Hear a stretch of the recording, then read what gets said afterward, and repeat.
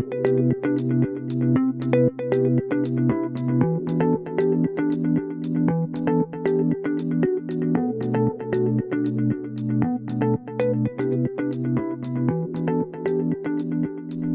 joined today by Wayne Parks, independent DDaT consultant and strategic advisor. Wayne, we've known each other now for 20 odd years, and I thought it'd be great to get you on the podcast and hear some of your experience come through. You've had about 30 years experience across policing, technology, digital leadership. You're a former senior executive operating at local, regional and national levels. You're a specialist in police technology, digital transformation and national programs. You're a trusted advisor across policing, and you're known for challenging thinking and driving change. Wayne brings a rare combination of operational understanding, national programme experience and independent perspective. He is well placed to challenge conventional thinking and explore what policing must do differently to achieve meaningful transformation. So in this podcast, Wayne, we want to explore the tension between local autonomy and national capability and examine why transformation has been difficult to achieve in the past and what we need to do to be able to make it work this time. So Wayne, with the Home Secretary's recent white paper and with the Contact Futures initiative and other digital initiatives within policing, there's a real focus, momentum around transformational change. This has been tried before. We've been through this a few times before, and it really probably hasn't really worked. If we look back, we haven't had the transformation that we probably need in policing. What makes it different this time? Yeah, good question. And I think it's absolutely needed. And I think there is big differences. I think that's a common recognition now. I think both from politicians, from Home Office, from policing chiefs, I think there is a consensus that policing needs to change. So I think that is one big difference to, I've seen 3 or 4 reforms now over my, as you said, quite long career. It makes me very old, Simon, that's the downside. But a number of goes at reform that haven't been successful, for many reasons. So, but I think overall there is acceptance policing are at a tipping point, and I think that's for many reasons, that finance being a big one. There isn't a lot of money around. Treasury don't have a lot of money to put into any service, let alone policing. So that's becoming more and more of a challenge. And the crime is just becoming more and more complex. It's becoming more global. Local crime is been reducing for many years. But global online fraud, all of that type of crime has been on the increase all the time. So I think set against the challenges, financial challenges, doing things in Home Office forces 43 times, I think everyone's coming to the consensus that can't continue, to be that kind of, there's got to be more collaboration to make that happen faster. Yeah, and I think there's it feels like there's a difference this time. And I look back and I don't think I felt the same confidence that when we've done this before in the UK. I think I probably was quite sceptical around whether or not there would be reform. And this time, I wouldn't say I'm confident, but I'd say that I feel like there's a little bit different. It does feel like the chief constables, in general, across the forces, are more on board with accepting that we need transformational change. And I think in the past, one of the reasons I can think of why it didn't work is that sort of protectionist sort of mindset of this is my police force, and it's my badge, and I want to be able to keep control over it. And I think that's changed, but is it just going to be another instance of merging forces together and expecting to do more with less? I think it's changing. I don't think it's changed totally. That the operational independence of every force, which is quite right, that local operational independence is still strong and very powerful and should be there, in my view, at the local policing level. And as you said, I think there is more of an acceptance to say the bigger picture, has got to be different to that, rather than doing it individually. But I think that there is still some of that localism is there. So I still think that's going to be a challenge, because it's all fine until you get to the doing of it, until you get to the merging and actually making things happen. And that's where that, I've had experience of that between Warwickshire and West Mercia. That's where you get to the crunch of making some key decisions about how things are going to operate. That's, I think, when some of that will come back. So it is better, and there is more of a consensus about the need for change this time, which is a positive. But there's some real hard yards to do, I think, to make it happen.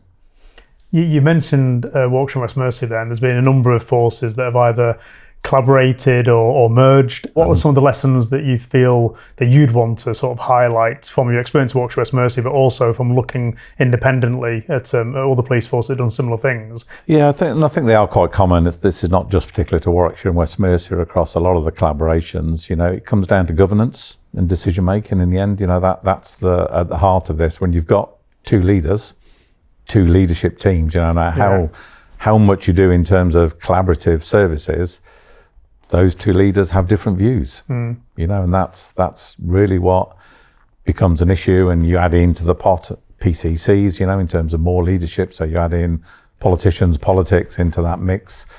You could end up with at least 4 leaders then across 2 forces, and that's every time that I've seen, Warwickshire West Mercia was very similar to that. You have people with different views, wanting to do things in different ways, have understandably local needs that they want to deal with in a different way.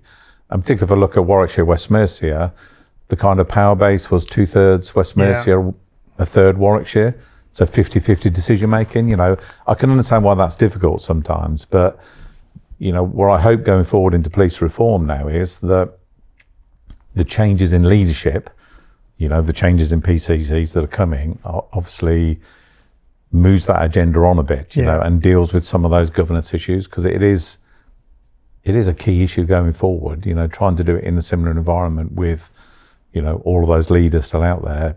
That's, I think, from my perspective, has been the blocker in moving some of that forward. There are still some of the other local issues, I think, that need to be looked at. And all this learning, one of my concerns about police reform is we're not learning from these collaborations in the past, what's happened up till date, because finance does become an issue, people issues, contracts, terms and conditions, pay levels, all of those, they become real big issues. So they will still be there. So you can sort the governance, but the learning and the experiences that I've seen, precept in terms of, from the community side, dealing with some of those, that's really got to be dealt with centrally in many ways, else that's just going to become a massive blocker again. Yeah. Do you think that in the past, when there has been these collaborations and some mergers, broadly speaking, I believe that to be initiated from within the locality, within between the two forces, between the PCCs or the chief constables, and there'd be a necessity to be able to probably around do more with less, and looking at resources and how can we better utilise the people and the financials that we've got. But it's been individually sort of in individual instances in the UK where these mergers have popped up, whereas on this occasion, it feels very much that it's going to be a government-led, mandated approach, where it's going to be that we need to reduce from 43 to whatever the number ends up being, and there'll be obviously lots of discussion and engagement and involvement with the policing community directly, but it's going to be more of a top-down decision. Do you think that's going to make it easier or harder? Yeah, it's a good question. You're right. All the collaborative alliances to date have been driven by local needs, and often driven a bit like Warwickshire from the very small forces, because Warwickshire has to provide all the same level of services as West Midlands, a neighbouring force, just on a different scale. But they've still got to provide, all the IT systems that the bigger forces have. So that overhead has traditionally been a big overhead and become a challenge for those smaller forces. So that's what drove a lot of it in the past, to say, can we drive out savings? Can we share, particularly specialist type services, across? So, but for the reasons that we've discussed, governance, leadership can get in the way of some of that in terms of who has what share of those services. So it feels very much top down at the moment. There's a piece of work underway already to look at what's the optimal number of forces. And you're involved in that, aren't you? I've had some input to that, as a lot of people have. And that is very much top down. That is what's the number of forces. My concern is that it needs to be top down, so absolutely needs some direction, but also needs to be bottom up. What does that look like? The reform white paper is clear that it's based on local policing areas, LPAs, which is absolutely right. So that's really good.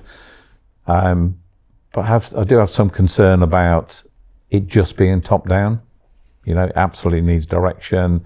And policing for many, many years has been talking about we need more mandation. That's come out many, many times. So this is the ultimate, or could be the ultimate mandation, couldn't it, around this is how we're going to structure ourselves around forces. But my bit about the local involvement is it's just about structures. Yeah. And that's really worrying to me, that the kind of form follows function seems to have gone out the window again a little bit. Yeah, absolutely. And I think that there's one of the factors, obviously, in the white paper, it talks about there's national police force. So as well as having the merging of police forces, reduction of the number of police forces and larger local regions, a national police force to be able to take an awful lot of the, as you mentioned at the start, a lot of crime now doesn't have borders. That's been for decades now, but increasingly so.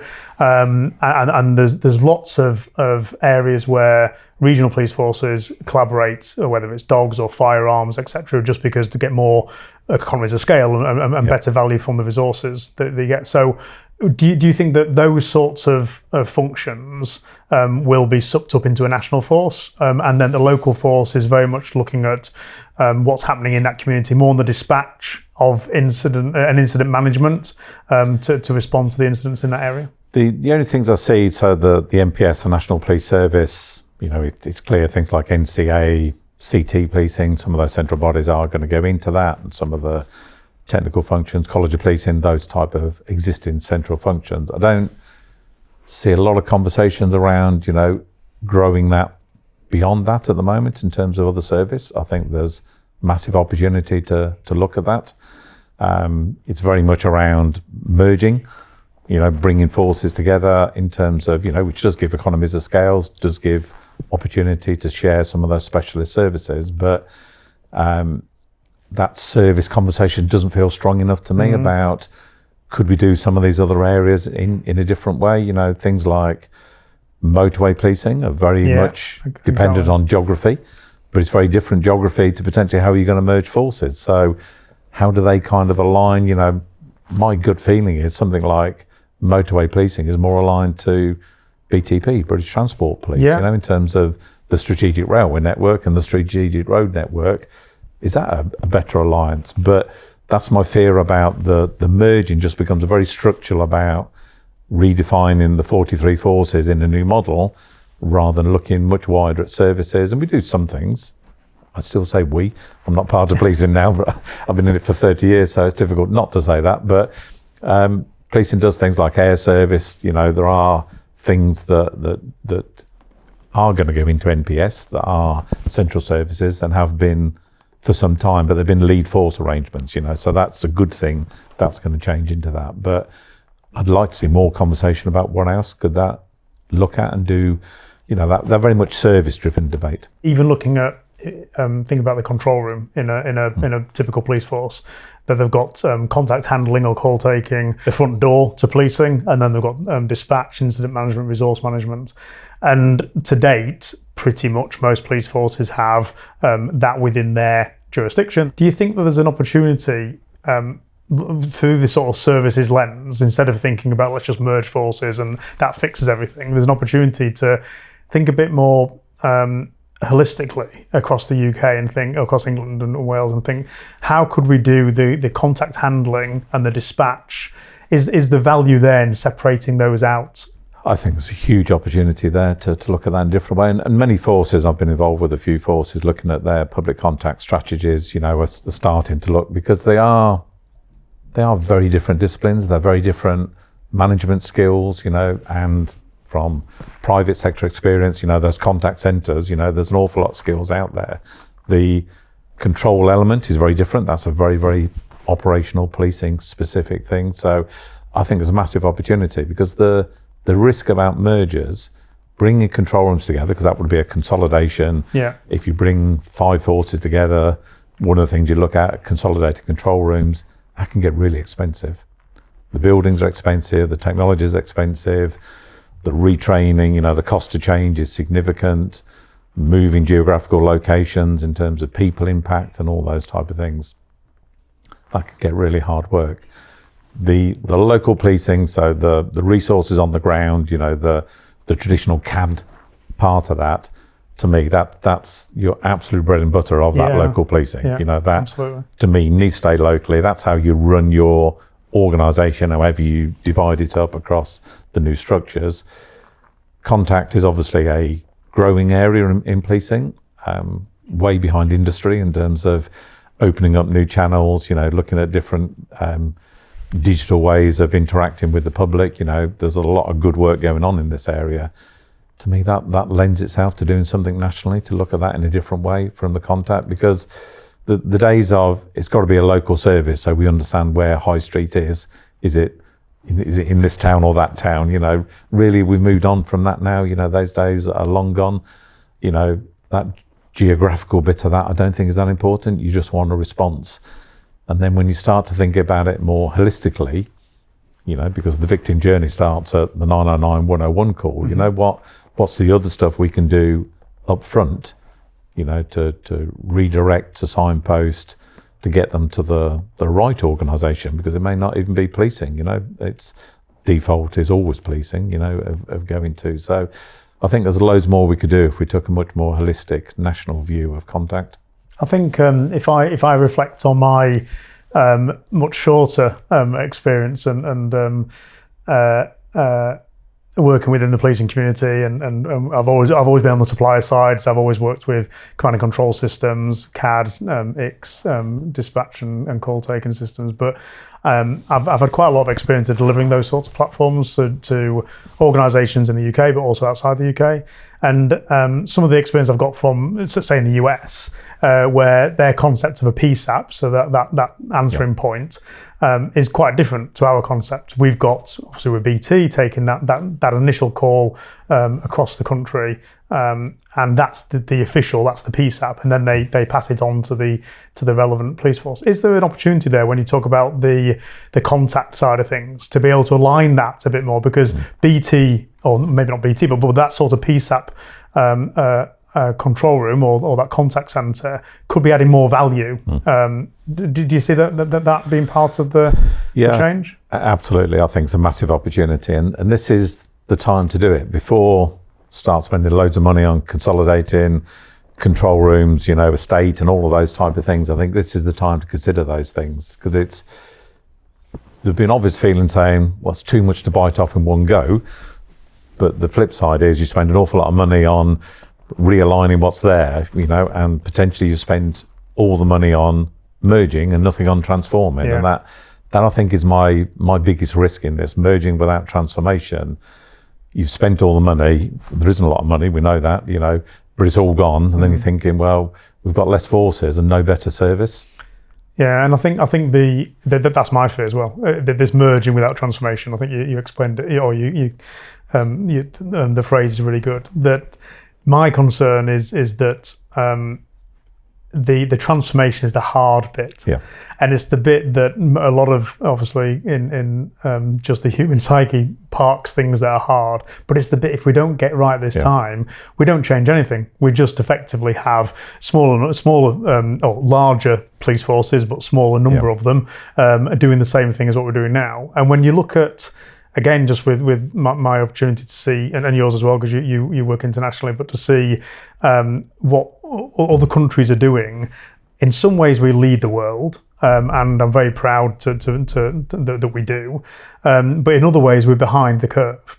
And when it comes to technology, certainly on contact, and I think on CAD, on the computer-aided dispatch side, I think we are laggards. We are behind many other countries in the world where they are accelerating much faster.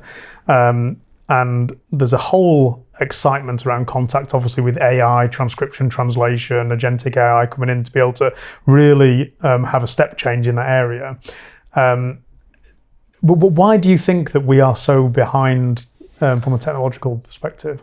And I agree. And I think one of my fears is that we're not learning from that global. We're not outwardly looking anywhere near enough in terms of, you've mentioned what's going on across the States. There's some really interesting case studies, but probably close to home, about 10 years ago, the Dutch police had done something very, very similar. Yeah. You know, so I hope somebody's looking at all of that and saying, what do we learn from all of that? What's worked, what hasn't, what's the lessons learned?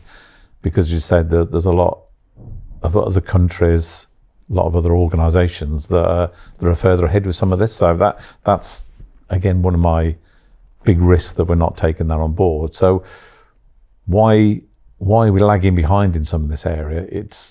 It's a really good question, because I can remember doing a public contact strategy in Warwickshire in about 2003 and talking about we've got to reduce 40% failure demand, you know, at that first point of contact. And we're still talking about that now in policing. Yeah. You know, it's a very similar figure. Now, some of the work that's been going on, the victim journey stuff, you know, there's been some really good work going on now starting to address that. But why has that taken 20 years? Now, some of it is around technology, because I remember looking at it back in Warwickshire, it was much harder to do things like CRM then. The technology was very expensive, quite new, you know, so I think that's all a bit difficult at the moment, so let's put it on the shelf and carry on as we are for a while, but never really came back to it. So I think that whole area of the first responders, I think, has been undervalued, underinvested for many, many years. It's been very much around, and they're predominantly police staff doing that, so it's been very much around the frontline cops, you know, the visible policing part of that. But, you know, the first responders for most people are in those contact centres, control rooms, you know, that's what they're dealing with. So I think it's been seen as a bit of a business support service rather than a frontline operational service. Yeah, I think that if I sort of look back on what's happened from a supplier's perspective, looking into the policing community in control room land, I saw that with police and crime commissioners around that time, whether it was actually linked to them or not, I don't know, but there was a sudden shift in focus towards the public and the public contact and the service you provide and measuring that service, and that's when CRM systems sort of started to appear in control rooms and in tenders as being, we wanted a contact management system or CRM system, and there was lots of either commercial CRM systems that were adapted to be able to suit policing, or CAD systems that had CRM components added to it. And I kind of feel that for about 10 years, probably a bit longer now, we've been in this world where we've never quite got that right, but we know we need to do something to plug that gap on the public contact side of things. And I think it's a lot better than it used to be, but just technology has advanced so much, and especially in the last year or two with AI even more so. So I think that's definitely going to be a huge change. But I think during the whole of that period, so the last sort of 15 years, there's been almost no change on CAD. So it feels very much, I mean, we have the same CAD systems, broadly speaking, across the UK, across England and Wales, and those systems and the value that they could bring, more modern CAD systems, has been overlooked as well. And my kind of theory is that a lot of it's down to procurement, and it's down to confidence and budgets, obviously, but confidence in going out and tendering for something that maybe doesn't exist yet, and challenging the market to be able to respond to what we really need. And I kind of feel that we're in a position where we have underinvested in CAD transformation. Contact handling and contact management has improved, but it's not where it needs to be. But we need to get that balance right. And you're right. I think the contact area is finally improving. I think there's a lot of really interesting stuff going on in that area, and investments. AI is a real enabling technology in that area, so that's having some effect. But I think, as we've touched on before, technology's come on now, so it's getting a bit easier. Interoperability, you know, open APIs. There's a lot of enablers that are helping some of that along as well, because CRM is about joining lots of things up, you know. It's still in its infancy, but I can see a momentum now happening across policing. It goes back to some of our earlier conversation about, you know, the danger is, once again, we're going to do that 43 times. You know, that's going to happen in little silos everywhere. You know, back to that opportunity in the reform agenda. You know, how can we bring that together? But you're right, CAD is I wouldn't call it legacy, because legacy it's not working. It's operational. It does a job, absolutely. But it's not modern best of breed technology in that area. So I think there's loads of opportunity, because you think about managing everything that's going on the ground, which is what a control room does, within policing. It's a huge task. The data is immense. So trying to get insight and understand what's going on, from all of that, get the right resources in the right place, managing the massive workloads that are now in terms of all that going on, it's still quite a manual exercise. It's still quite a human intensive exercise that there are lots of other people around the world. Policing has got its differences, of course it has. It's a life and blood service, so, but the basics are very similar to most other businesses in terms of managing resources out on the ground. So, adapting, applying some technology that's out there working, I think there's lots of opportunity, because it's, you've been in control rooms like I have many, many times, it's really hard work, and the stress on those people in that room to try and manage really everything that's going on in the force in terms of incident, response type policing, it's massive. And then when something happens, struggling to get additional resources, bring other people in, work seamlessly with other agencies, which really still doesn't happen. The working with other agencies is a telephone call. In modern technology, it just seems quite mad that some of that still happens. So I think your question was, why were there underinvestment, undervaluing, I think, the opportunities in there, but the productivity, efficiency gains that could be brought out of there are still significant. Do you think that it needs a stimulus, the whole police reform? I'm hoping, and I believe it genuinely, that it's going to be a stimulus to the market, a stimulus to police forces. Obviously, the merging is going to mean that we have to think about just really basically, we've got 5 police forces. They've got 5 different CAD or dispatch systems. What do we do? And I'm hoping there'll be an opportunity there not to just do what's simplest, to get you through that journey. And I think that the whole timing of ESN, I think, is a factor as well. I think that's actually slowed down the market, just because it's been a long sort of roller coaster ride of a program. It feels at the moment that there's definite momentum, and it feels that we've got a strong likelihood to actually bring this home, and I think that's really encouraging. But for the last 5, 6, 7, 8 years, there's almost been a pause button pressed on significant investment in control room systems, even if it's not directly related to Airwave or ESN, just because it's in the control room. Let's not go out and buy something new because we need to get ESN in and embedded in, and then we'll make a change. And I feel this whole white paper, contact futures, ESN is all coming to make a perfect storm, a positive one, to be able to trigger a step change across the nation. And you're right. So ESN being delayed, obviously, multiple times, it's on a better trajectory now, so I feel like it's coming, technology advance now that, again, around the globe, the new technologies are working. So I think it is coming. So you're right. I think that's caused people to hold fire, thinking, well, I'm going to wait for that, or I've got my system ready to interface with ESN now, so why would I change it? Maybe spend that money again. So those type of issues have delayed it.